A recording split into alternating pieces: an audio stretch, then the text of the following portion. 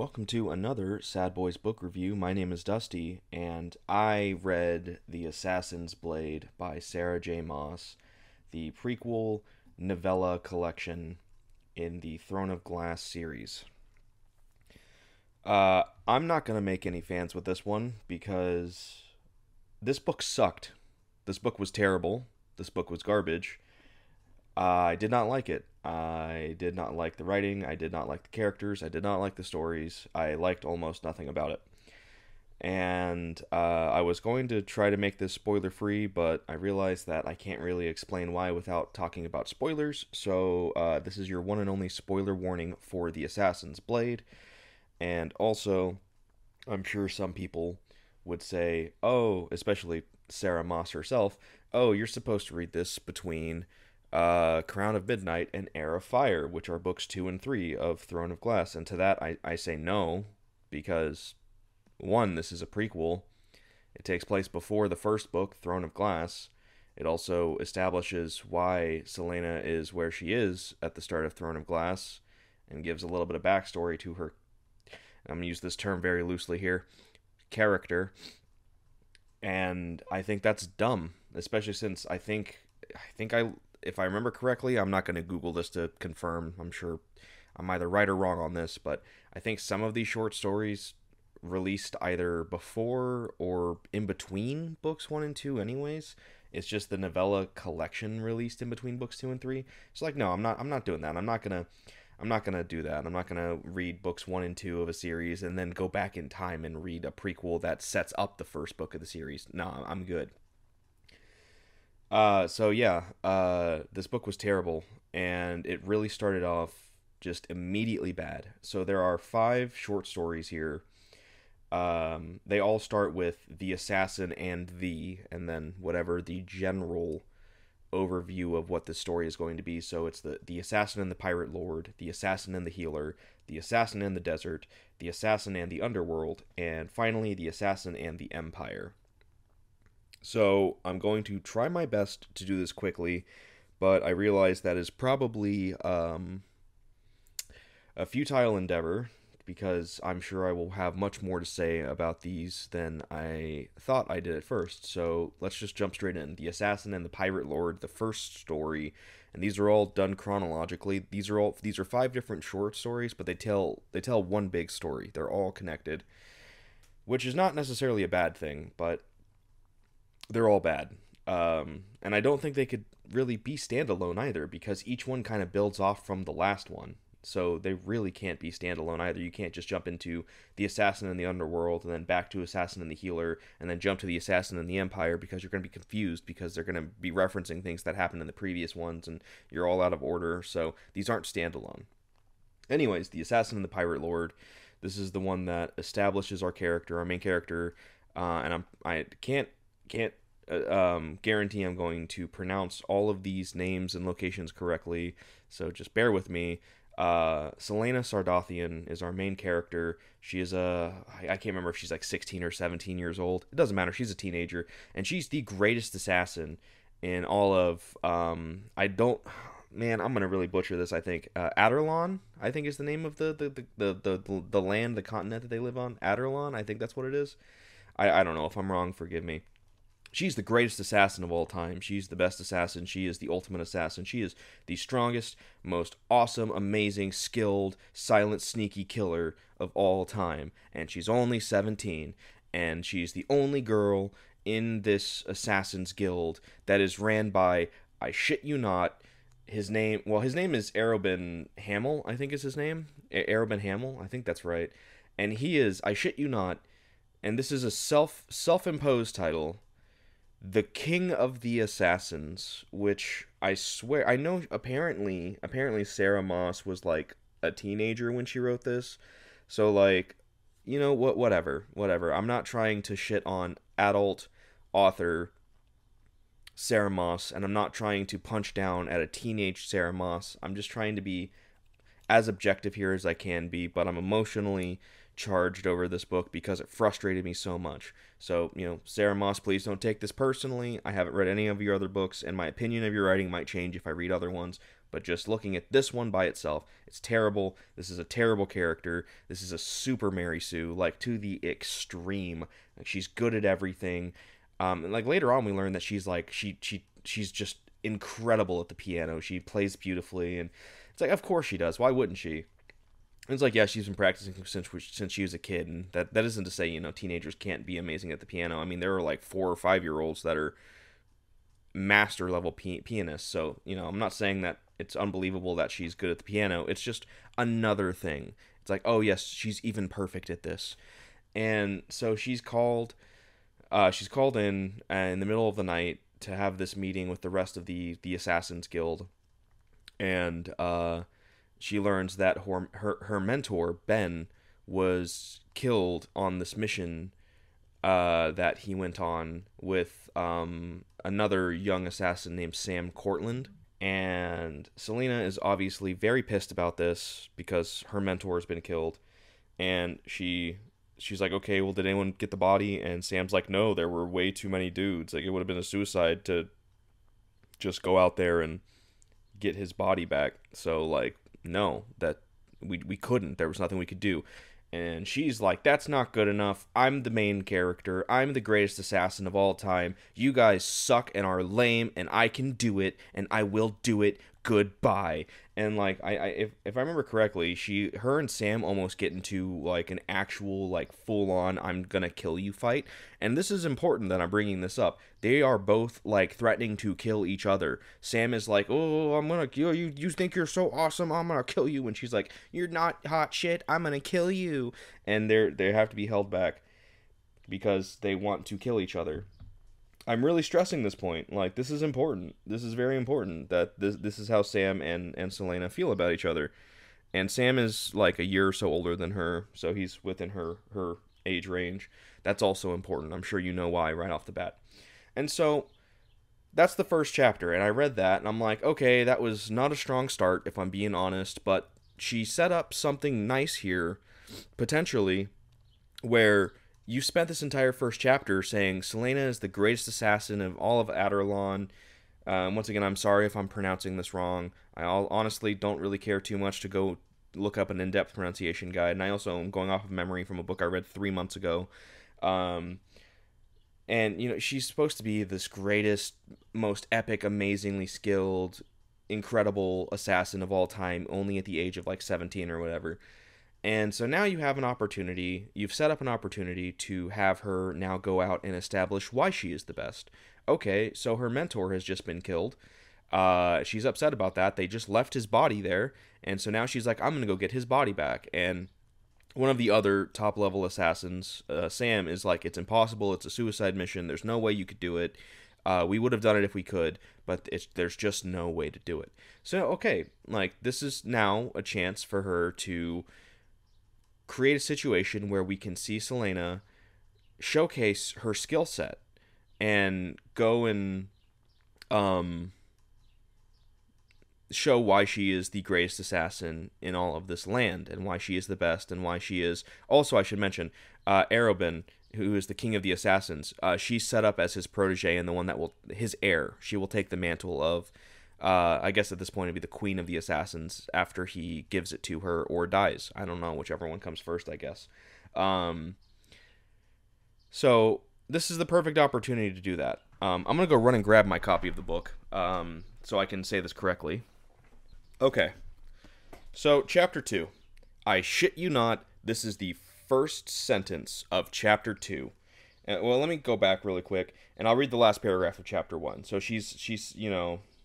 Okay, I'll read the last 2 paragraphs. She says, just so you know, she said, speaking to all of them, but still watching Sam, I'm going to retrieve Ben's body. A muscle feather in Sam's jaw, though he wisely kept his eyes averted. But don't expect me to extend the same courtesy for the rest of you when your time comes. With that, she turned on her heel and ascended the spiral staircase to the manor above. 15 minutes later, no one stopped her when she slipped out of the front gate and into the silent city streets. So the chapter ends with her going to go get Ben's body. Like I said, great opportunity to showcase her skill set and why she is the best right here. Like Sarah Maas, wasn't a good chapter, but credit where it's due. You at least set up a reason to have your character showcase why she has the skills that she claims to have. So once again, I shit you not, first sentence of chapter 2. 2 months, 3 days, and about 8 hours later, the clock on the mantle chimed noon. You just skipped forward 2 months, 3 days, and about 8 hours. I love how exact this was. Like I remember I read this for the first time, and I just stopped. I looked over at my wife, and I'm like, "Are you fucking kidding me?" And I had to spend the next like 10 minutes just kind of like going off about why this is the dumbest thing ever. Which I should say for the record that the only reason I'm reading this is because my wife is kind of going through all of the Sarah J. Maas books, has been for the last like 6 months or so, has read all of ACOTAR, all of Throne of Glass, and is currently on the second book of Crescent City. And I'm willing to indulge and give each of these a try. I'm not going to promise that I'm going to like them, and I'm probably going to read all of them completely because I just have some weird thing where if I start something, I'm going to have to finish it, even if I'm hate reading it.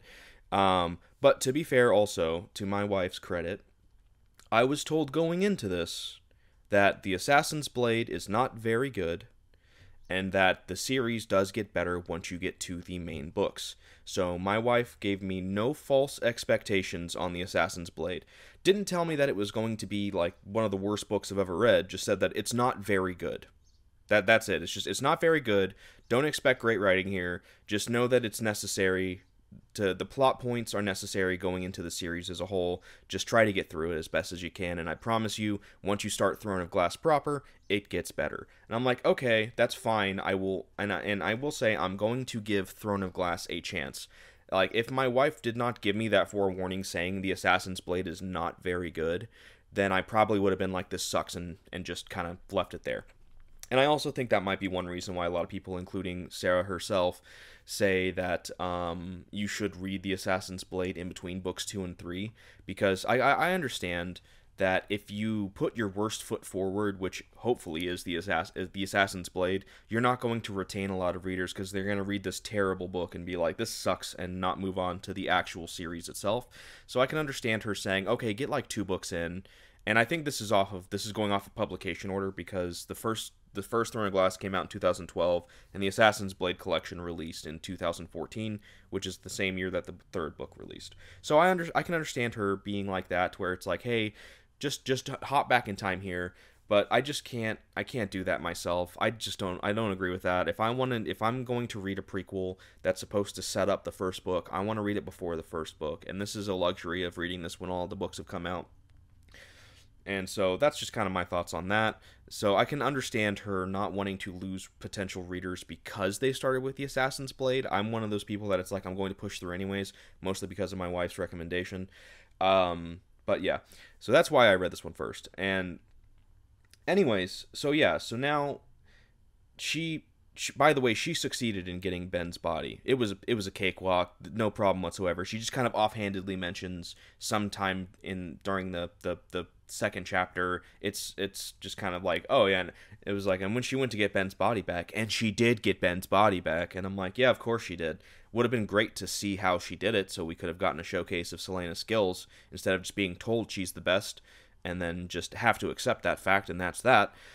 So really, really, really, really, really bad start to your book. Chapter 1 is pointless. It has no reason to exist. All it does is just say, look at me, I'm the best, look at how I'm the best, I'm gonna go be the best, and then we don't see her be the best, and suddenly we're 2 months, 3 days, and 8 hours later, or whatever it was, and it's just so bad. It makes that first chapter so infuriatingly frustrating. It wasn't very good, but it wasn't like extremely bad either. It just really wasn't very good. And that second chapter, that first sentence in that second chapter, makes it really, really, really bad in retrospect, because she did not take the opportunity, and it's just such a wasted opportunity. And like I said, it makes that first chapter pointless. Yeah, it establishes Selena and Arobin and Sam and her relationships with the three of them, and I guess kind of what kind of person she is, because she has emotional attachment to her mentor, which is understandable. But all of this information could have been provided in the second chapter as her kind of looking back, without having to have this unnecessary first chapter especially since it establishes how much her and Sam hate each other and want to kill each other. Once again, this is very important, and I'm going to go into it very quickly. So, anyways, now we are fully into the Pirate Lord section of this. So, Arobin sent her and Sam to go do a deal with this Pirate Lord because he said that this pirate guy is the one that betrayed them and had been killed. We learn really quickly, and I'm jumping very fast here because I don't want to spend too much time on this. We learn very quickly that that's not true, that Arobin sent them there to make a deal over slavery, like getting some slaves for Arobin from this pirate lord, because this pirate lord, Rolf, deals in slaves. Now, Selena, because she's the main character and she's perfect in every way and has no flaws whatsoever, hates slavery, which, granted, is a good character trait. I appreciate that the main character hates a despicable and just horrible practice. I'm not going to slam Selena for this, but it's just kind of funny, you know. It's just like, oh, yes, she hates slavery because she's the main character. So she detests this, and she thinks that Arobin is committing a massive betrayal. And so she's like, yeah, I'm going to stop this deal from happening. I cannot sit by and allow Arobin to just buy slaves. That's just not cool. We learn also that Sam also hates slaves, and I shit you not, it's like a switch that gets flicked. These two have been training against each other since they were children, Sam and Selena. Selena hates his guts. She wants to kill him. Sam hates her guts as well and wants to kill her as well, to the point to where she has to ask him when they're staying in the same room together, am I safe to go to sleep, or are you going to kill me? And he's like, I'm not going to kill you. Just, we have more important things to deal with than our own personal antagonistic feelings towards each other. This is more bigger than the two of us right now. Like, you know, these characters hate each other. It's been established in only granted one chapter, but enough to say that these characters hate each other. So Sam's like, yeah, slavery kind of sucks, right? Like, that's kind of a bad thing, and I don't like it. And Selena's just like, whoa, oh my god, Sam, maybe I've misjudged you. Maybe you're not a bad guy. In fact, maybe I love you. Like, I'm like, yeah, like, I shit you not, by the end of this short story, which takes place over the course of like a day or two, she's in love with Sam. And I'm just like, dude, what the fuck even, man? Like, these characters supposedly hated each other for years, and I'm not gonna buy into this whole, like, the boy bullies the girl because he likes her bullshit. Like, no, I ain't buying into that. Like, her being like, oh, okay, I've misjudged you, maybe you have some positive qualities, and that have it be the start of a character change, to where she's like, okay, maybe there's more to this kid than meets the eye, and she starts to learn more about him instead of just seeing him as an adversary against her possibility of being the Arobin's heir. She starts seeing him as an actual person, and then they can start building the character and the relationship, and then eventually they become friends and start to see each other in a more positive light. That could be a good thing. But no, it's quite literally, Sam's like, man, slavery's bad, isn't it? And she's like, I love you. And it's really bad. It's just so terribly handled. So, anyways, they stop Rolf, they free the slaves commandeer the ships, and they sail away, and everything's happy, and she thinks that Sam dies at some point, and she realizes that she really cares about him a lot and possibly loves him, like I said. And it's the fact of him almost dying, and she's just like, he hates slaves, and he almost died. I love him. And this is so stupid. So she defeats Rolf, and she's like, you're gonna sign this paper that says, hey, the deal's off, Arobin, I'm getting out of the slave business. And she's like, if you ever sell slaves again, I'll know, and I'll come back and I'll kill you. And it's like, girl, you, first off, like, I don't think you're gonna have time in your life to figure out whether or not this random ass pirate that's on the other end of the continent is selling slaves still. And even if he is, I doubt you're gonna have time to make your way down to him and kill him anyways. Like, this is just an empty threat. This is so stupid. Like, I can't believe that this was actually written down and published. Like, what a dumb thing. Like, hey, slave master pirate man, stop, or else. And he's like, fine. It's so dumb. Anyways, that's the end of the Pirate Lord. Assassin and the Healer, the second story. This is the shortest one. It's only like 40 pages, and it's the most useless. It's the most filler. It doesn't do anything other than establish a character named Irene that I'm pretty confident will come back up later on in the series, and I think it only exists just to establish that Selena meets a woman named Irene, and she teaches her how to do self-defense, and then she leaves. And so, yeah, like I said, I'm pretty confident it only exists just to establish Irene and her and Selena having a relationship, a somewhat minor one, all things considered. But I think that's really it. And it's like, okay, this could have been an email. Like, you know, it doesn't do anything. It doesn't do anything more to Selena's character. It doesn't do anything for really Irene other than her be like, I'm a timid young girl. Selena teaches me self-defense, and now I can defend myself. Woo. And one of the things that it establishes, and this is something I talked to my wife about after I finished it, I'm like, the only important thing that came from this short story is that Arobin was pissed off at her and Sam for what they did at the slave place. I think it's called Skulls Bay, which is just really lame.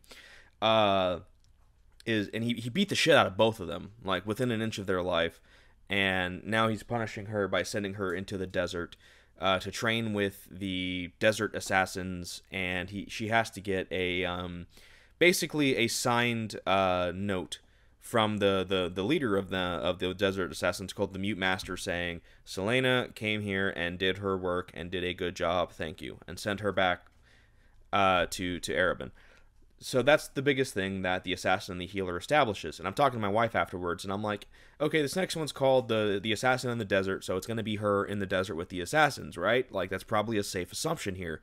So, like, any of this information given about what Arobin did to her and Sam afterwards, and her punishment for it, can be stated in the assassin in the desert. So, like, that's the only important information we get from the assassin and the healer. It's just a waste of 40 pages. It's just filler. It just, you know, that's the only important information. And I'm like, I guarantee you, I'm going to open the assassin in the desert, and she's going to give me the exact same information once again. And lo and behold, in the first chapter of the assassin in the desert, we get that exact same information once again. She tells us that Arobin's pissed off, he beats her and Sam within an inch of her life, and to punish her, he's sending her to the desert to train with these assassins.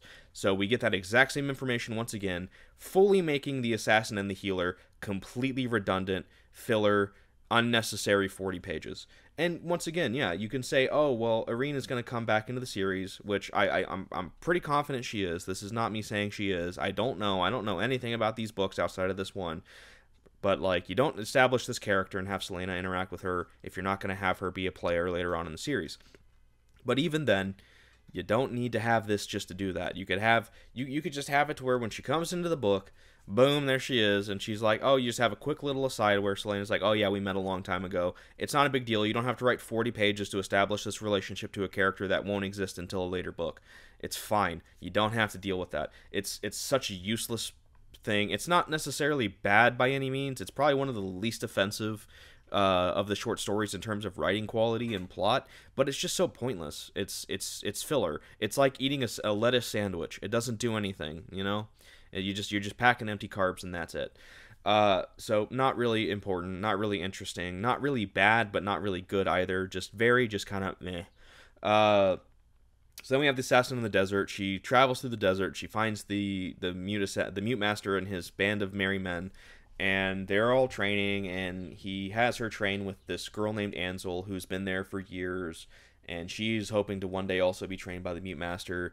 Her and Selena become very fast friends, and they do a lot of things together. And she's also, Ansel has a relationship with this other boy in the Assassins.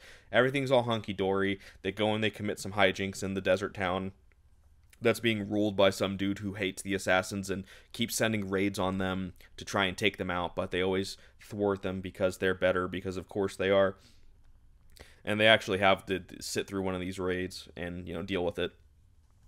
Yeah, like they go and Ansel has to do some sort of like negotiation with the king to for the Mute Master to try and stop these raids from happening so much. And I swear to God, man, I'm reading this and it's like Ansel goes and she talks to the king and she tells Selena to wait and just kind of walk around and enjoy the market for a while. And I'm like, well, that's not suspicious at all. I'm sure Ansel is not going to suddenly have some sort of like moment where she's actually working with the king of this place and is not going like doing anything good for the Silent Assassins. Hint, hint, this is going to come up in a minute.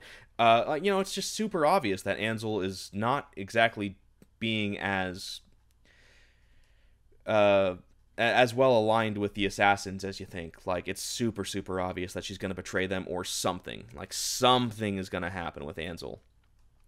And there's a moment where Selena buys I can't remember what it's called exactly. It's something kind of like spider silk. I mean, it's spider silk, but there's a specific name for it. I can't remember what it is. But it's supposed to be this really think like mithril from Lord of the Rings. It's like the super tough material. It can block a lot of things. It's super expensive.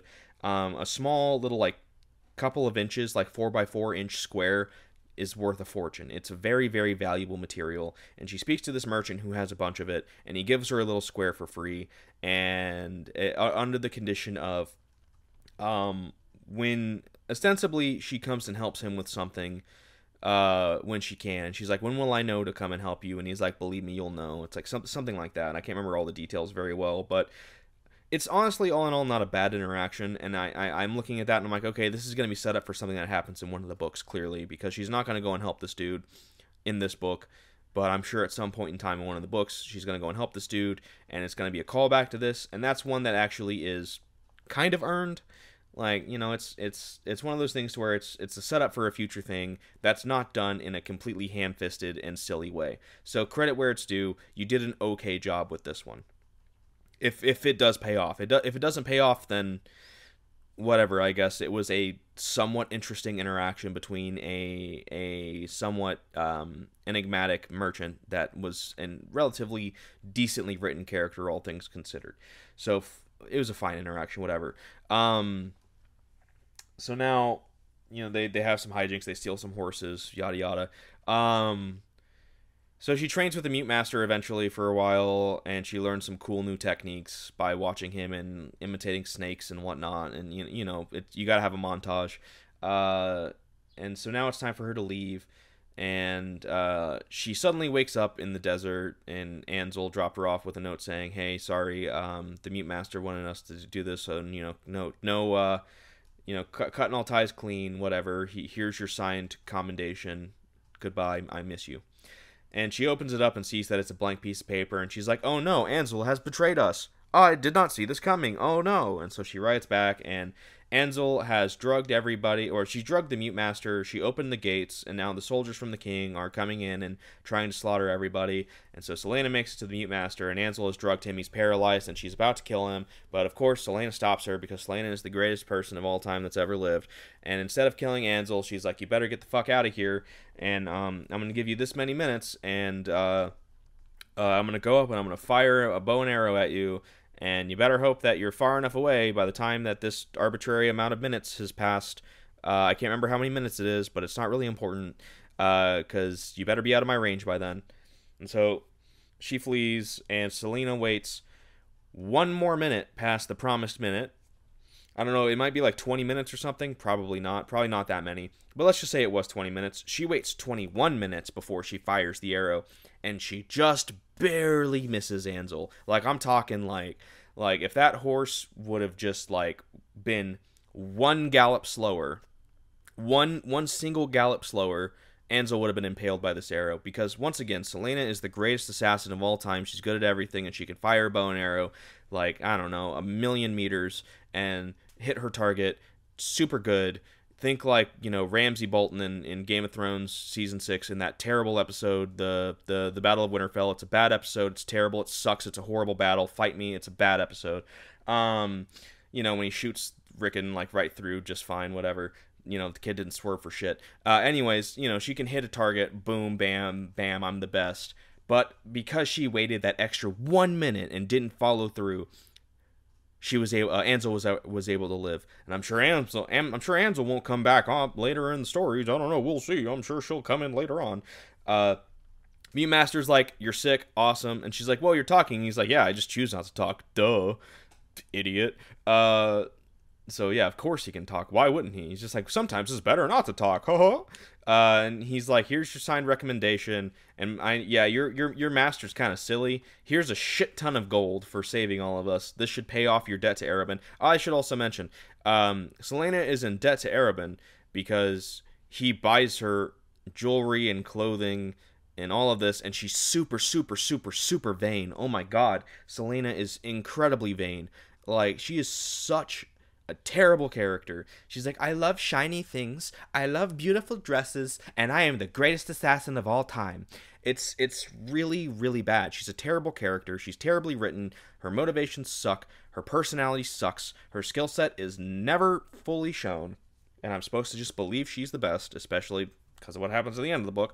And she's like one of the most vain, narcissistic, self-absorbed main protagonists I've ever seen. Like, oh my god, she is terrible. So of course she loves all the dresses and outfits and jewelry and necklaces and earrings that Arobin buys her. But because of all that and him taking her in the first place and training her, she's super indebted to him. And so the Mute Master gives her all of this gold, way more than enough to buy her pay off her debt. And he's like, hey, also, be sure to tell Arobin that we good assassins don't beat our proteges. And it's like, yeah, I'm sure she's going to tell him that, and I'm sure that's going to go over swimmingly. And also, what kind of naive idiot is this Mute Master to where he's just like, here's a shit ton of money, this will solve all your problems, with a clearly evil king of the assassins. This will work perfectly. I'm sure it'll be fine. Enjoy your life, Selena. Like, what an idiot. I'm reading this and I'm just like, there's no way this guy believes that this is all. Dude's just going to take some money and call it a day.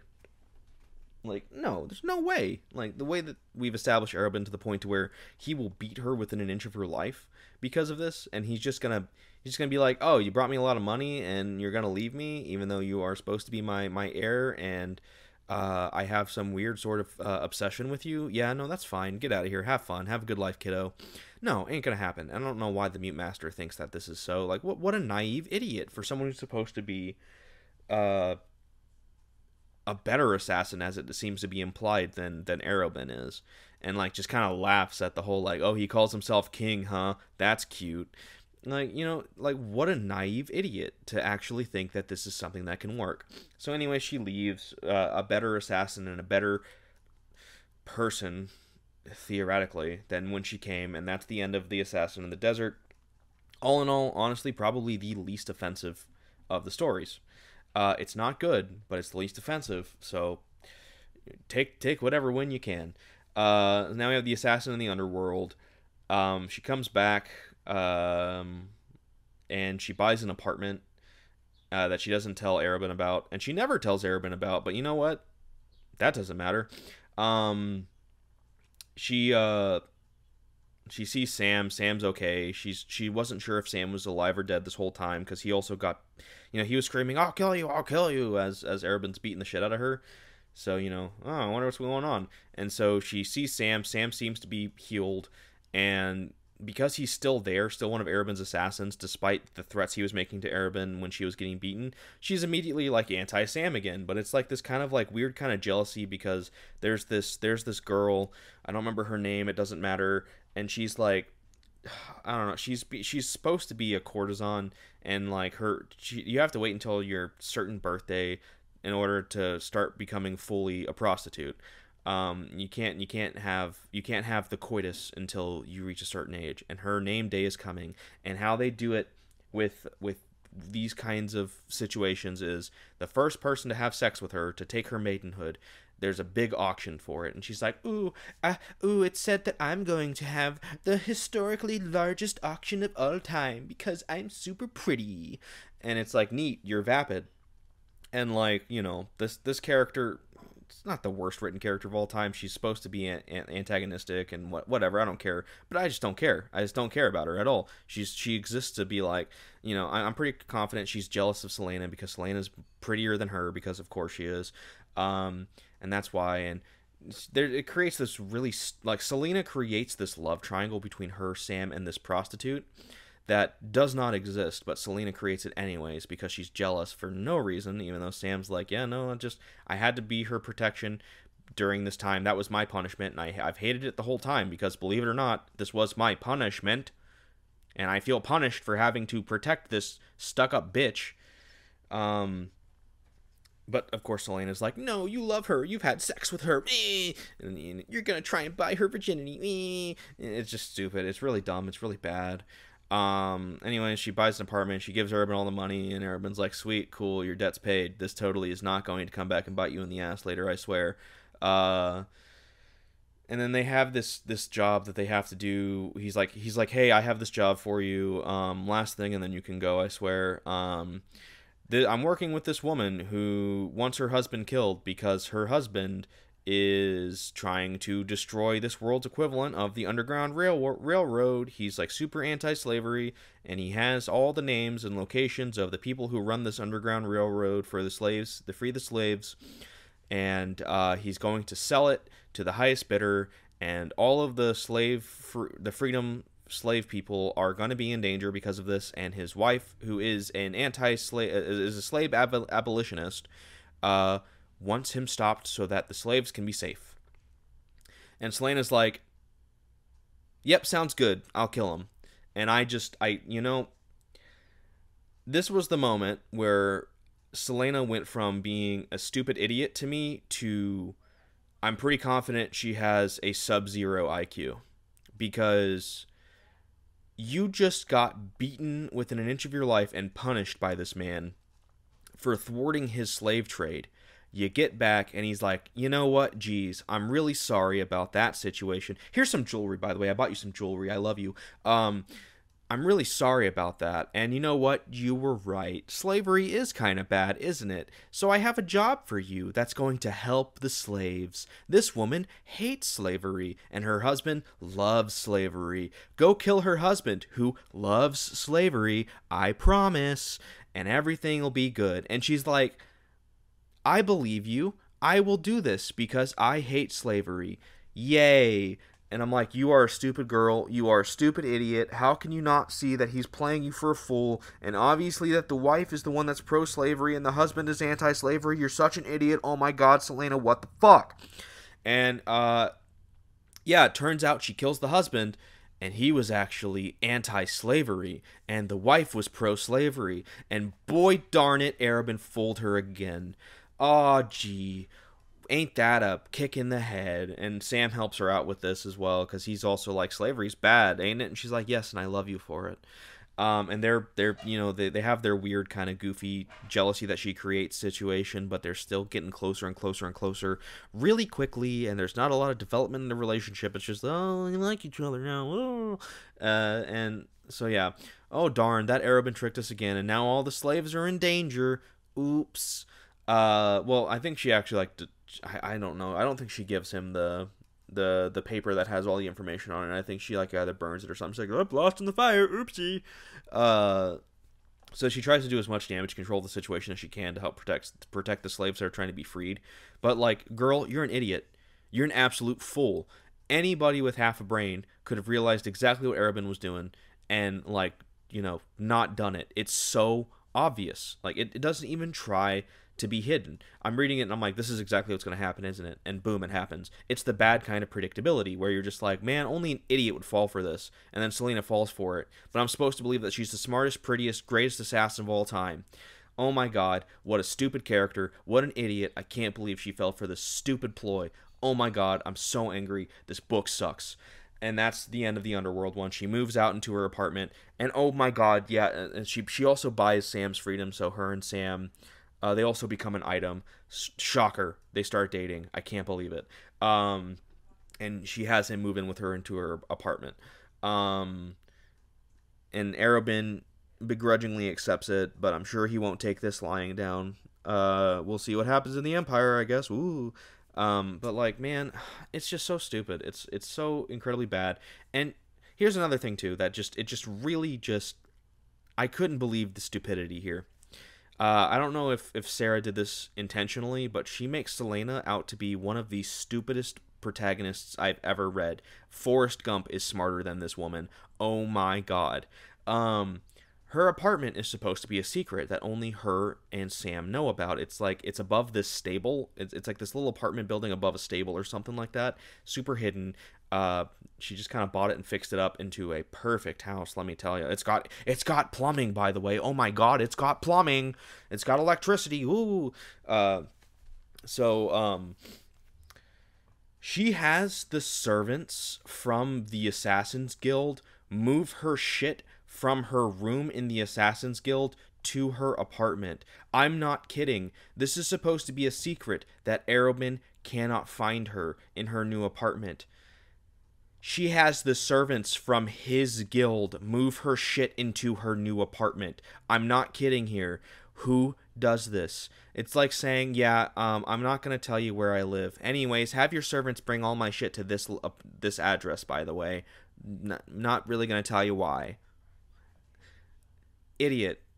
Absolute. Like, did Sarah intentionally write this character to be this stupid? A genuine question. Oh my god. Idiot. I'm so angry. This is a stupid book. This is a stupid character. This is a stupid story. Why is this happening? Final story, Assassin of the Empire. We're almost done. Thank God. Now, her and Sam are trying to make ends meet, and it's not going the best. And Sam wants to leave, and she doesn't really want to leave because this is her home and it's the only place she's known. And also, there's some weird thing about how you have to finish paying off your dues to the Assassin's Guild before you leave, and especially before you start your own guild. Otherwise, you're blacklisted and you will be hunted down by other assassins because you've broken the code. So they need to pay off their actual guild debt, not their debt to Erebin, their guild debt, before they can actually leave and start their own guild somewhere else. And so she's like, okay, we got to do that, I guess. And so they go to Erebin and they're like, hey, I want to pay off our debt to this. And he's like, sure. And she's like, I only have this. She thinks to herself she only has this much money left in her bank, and she's the only person that knows about that how much she has. And Erebin's like, sure, it'll cost you this much money, which happens to be just a little less than every single piece of money that she has in her bank. And she's like, ooh, he knows. Which is like, wow, congratulations. You were able to look past your own stupidity and see something that was a little more than just in your face. Congratulations. Yes, he knows. I can't believe you figured that out, Selena. You're an idiot, and you somehow got that one through your thick fucking skull. But she agrees anyways because she thinks it's more important to be poor and debt-free than it is to have money and not be able to use it the way that she wants. Which, granted, not necessarily the worst logic. I can kind of like getting out of debt to him is more important. So whatever, you can always make more money, especially with your apparent skill set that I have yet to see in action. Sam doesn't like this. He's like, this is bullshit. And she's like, yeah, well, it must be done. So he's like, okay, well, we need to make money. And she doesn't like him fighting in the pits, but he's like, hey, I'll go try and find a job for us to do that the Assassin's Guild won't touch so that we can make some money and then bounce. And he gets a job, and it's a job that's so hot that the Assassin's Guild has intentionally never taken it. And there's this big crime lord that we've never heard of at this point. I think his name's like Ian Jane or something like that. And the contract is to kill him and his bodyguard, who is this ferocious, evil, sadistic, super bad bodyguard, like the worst bodyguard of all time. It's to kill both of them. And she's like, this is impossible. And he's like, yeah, it is impossible, but maybe we can do it. And she's like, I'm sold. Okay, you know what? I'm kind of hesitant, but you know what, Sam? I believe in us. And he's like, it's cool. Let me kill the big bodyguard guy, and you can kill the guy who is being guarded, who has to be guarded by this bodyguard. And they're like, okay, fine. And they're doing their scoping out, which is, oh my god, it's so obvious. You know, they're posing as a couple and like trailing these people and scoping them out, just standing on a rooftop looking at them with their binoculars like, oh, they can't see us from here. Oh man, this is such a good hiding spot. They're not good hiding spots, by the way. Spoiler alert, they're terrible hiding spots, and they're being watched this entire time. Also, their relationship is kind of being expanded upon, and you know, okay, I think I've said in one of our Sad Boys Book Club episodes that I'm not really a fan. I just don't really care about sex in books. It's just it doesn't really do anything for me. It's just kind of whatever. I could really leave it. I don't need to have a gratuitous sex scene in a book. So like just kind of on the other end of that spectrum, there's no sex in this book. But like this is so lame. I hate when authors do this because it's just such a stupid way to try and enforce some like purity, chastity, or like innocence into a character unnecessarily. There's a bit where like Sam's wants to have sex with Selena, which is understandable, and she's just like, we will, but I'm just not ready yet. And it's like, okay, neat. I don't know why we have to have these conversations in books with characters. I don't know how many times I've read a book and there's a character who's just like, I want to have sex with you, but I'm just not ready yet. Soon, I promise, but I'm just not ready. And it's like, I don't care. I don't care. I don't give a shit. I don't care if you have sex. I don't care if you don't have sex. It doesn't matter. It's not important to your relationship. Some couples have sex. Some couples don't have sex. It's just a fact of life. I don't care. I don't need to hear about it. It's just some stupid thing to add some pseudo purity to your character. It doesn't mean anything. It doesn't matter. I don't care. Jesus Christ, I don't need you to tell me whether or not you're fucking.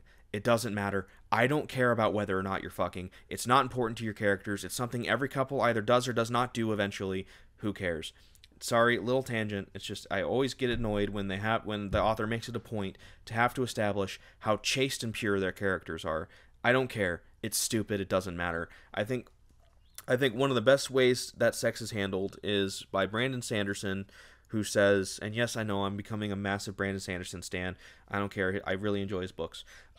He said, like, he's been asked on multiple occasions if these characters have sex, and he's like, I'm sure you could probably assume that they do, because realistically, characters are gonna fuck.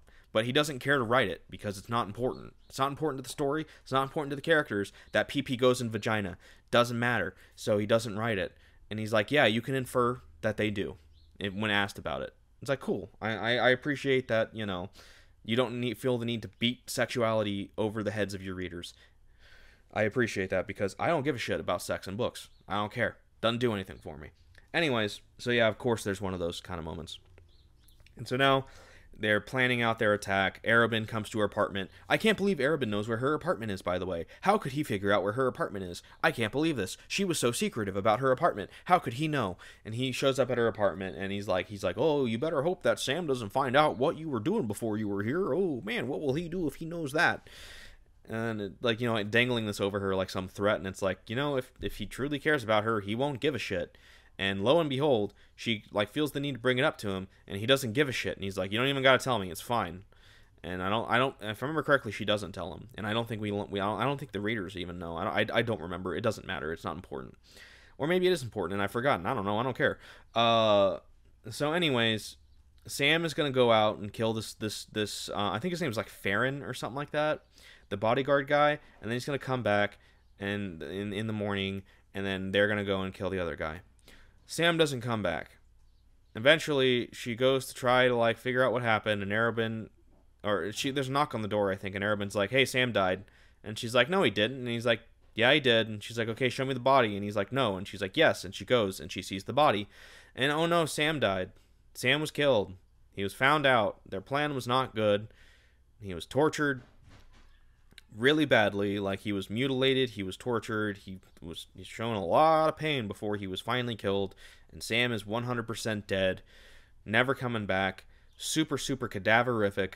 This is a dead body, and it is Sam's face, and Selena is sad. And oh no, I can't believe the boy that she hated for 17 years of life, but then said slavery's bad, isn't it? And suddenly fell in love with and had this really poorly established relationship between him. And she didn't. Oh, but by the way, hey, she was saving herself for him. But not yet. He's dead now, and she's really sad, and I'm really sad, and I can't believe that Sarah killed Sam off. Why did you do that, Sarah? I'm really sad. I can't believe you killed off this very well written and super well established and very well in-depth character that I really care about. Oh no, he's dead. And so now Selena's sad. And then she overhears just outside the door to her room that she's been locked into because Arobin does not want her to go and kill herself trying to get revenge for Sam's death. Oh, hey, let's have this conversation that we don't want overheard just outside of Selena's door. I'm sure this isn't supposed to mean something. That, oh, here's our plan for how we're going to get revenge for Sam, because, boy, the Assassin's Guild won't stand for this insult. We're going to go kill them ourselves, even though this is a job that we would never taken because it's stupid and it's suicide, and we won't take it. But, hey, we're going to talk about the plan to do it outside of Selena's door. I really hope Selena doesn't try to take matters into her own hands, which is why we locked her door. And once again, Selena proves that she is the dumbest girl on the block, and apparently the only girl on the block, but also the best girl on the block. Because she buys into this bait real easily, and ooh, he didn't think to lock my window, so I sneak out of the window. Also, while I'm thinking about it, I just remembered that patch of like super strong spider silk that she got for free from that dude. She wanted to have it like one of the things she buys with her money is she buys some like really neat sneaking suits for her and Sam. Uh, and she wants to have that spider silk installed into the like right in front of the heart of her suit, which is a smart idea. Like, you know, credit where it's due, smart idea. But there's a twist. She actually did that to Sam's suit, not hers. And there was a situation where he would have been killed, but the spider silk saved it. I think this was in the Assassin in the Underworld. I don't remember. It doesn't matter, but I figured I just, you know, that's what happened to that spider silk that she no longer has. It went into Sam's suit. Great use of that spider silk, by the way, because now it's gone forever. Whatever. So she sneaks out through the window, and she goes and she sneaks to the mansion of the dude. She jumps in through the second story window, which was a kind of a plot point that was established, but I don't care. She jumps through the second story window and she immediately kills the crime lord guy. And Farron is sitting there smiling at her because he's like, haha, you fell into my trap. And it's like, oh no, she fell into his trap. I can't believe there was a trap. I can't believe that I did not see this coming. And so she's just killing dudes all left and right. And then some smoke gets put in and she gets knocked out because there's smoke and it knocks her out and everyone's wearing gas masks and oh no, I've been betrayed by the Assassin's Guild. Actually I should point out, so Arabin has this bodyguard himself, and him and Selena hate each other, and every time they see each other they make it a point to tell each other how much they hate each other in super passive aggressive ways. After she snuck out and she was trying to leave through the front gate, he tries to stop her and he tries to tell her something as to why she shouldn't go, but she knocks him out before she can tell him, before he can tell her why she shouldn't go. And I'm pretty confident it was him trying to tell her that she's being set up and this is a betrayal. So, oh no, that guy maybe didn't hate her enough to lead her to potentially her death. What a possibly nice guy after all. I don't know. So yeah, she's been betrayed, and she's like, oh no, I've been betrayed by somebody in the guild. I can't imagine who it was, and oh my god, I can't believe I've been betrayed. Like, seriously, you can't believe you've been betrayed? Really? You can't believe that? Not even a little? And boy, I wonder who betrayed you. Surely can't have been Arabin. Of all the people in the Assassin's Guild, can't have been Arabin. Arabin's the last person that would have betrayed you.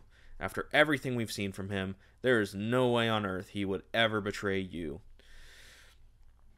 So Arabin betrayed her, and she's sitting at court for the murder of like all of these people, and she doesn't say anything because she's super pressed.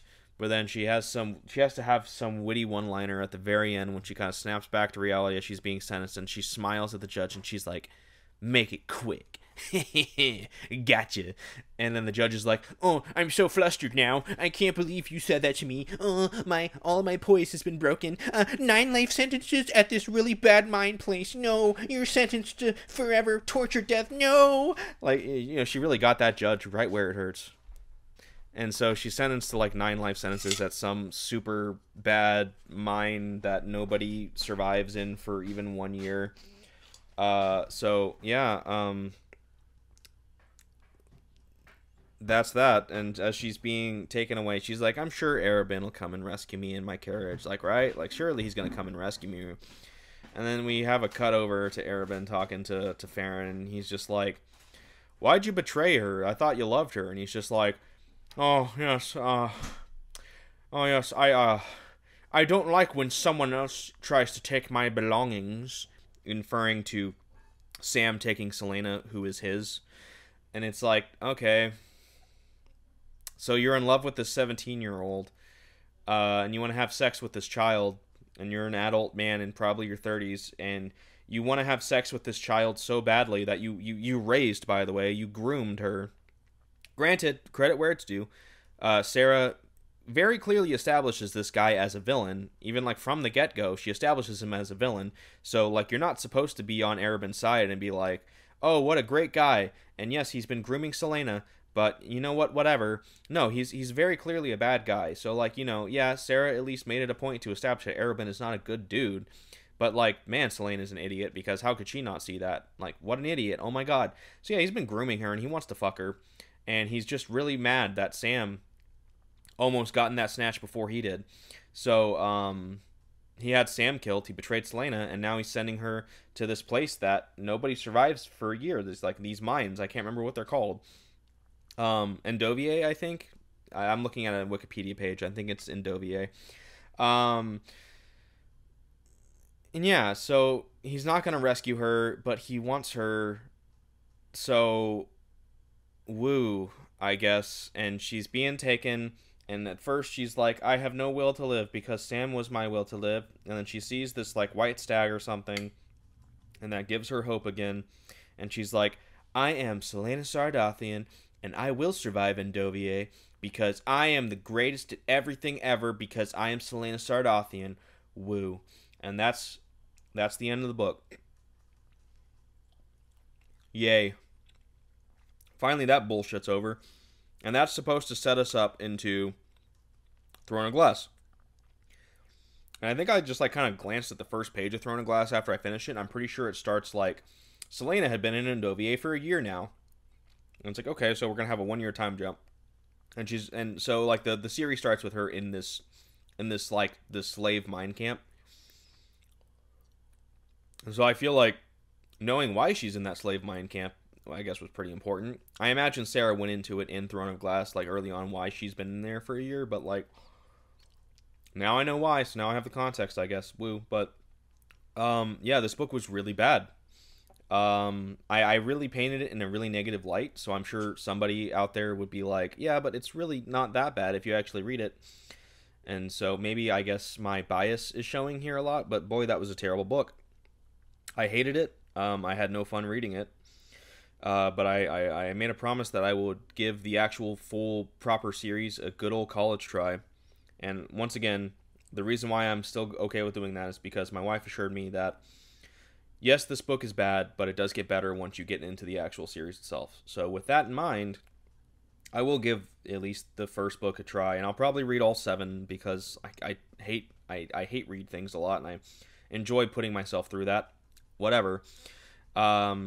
This was a really long review. I knew it would be. I was hoping it would be no more than 30 minutes, but now we're getting close to an hour. So I'm going to wrap this up. This book sucked. It was terrible. No offense, Sarah. I'm sure you are a lovely woman. And I'm sure you have written better books than The Assassin's Blade. And I will find out, I guess. And if your other books are better, I will say as such, and I will give you the credit where it's due. This book was not very good in my opinion. Please don't take that to heart. 4 out of 10. Not good. This has been another Sad Boys book review. I've been Dusty. Thank you for listening if you made it this far. I got more book reviews coming out soon for the books that I've read in 2024 so far, and boy, there are a lot, let me tell you. So thank you for listening, and I'll see you next time. Take care.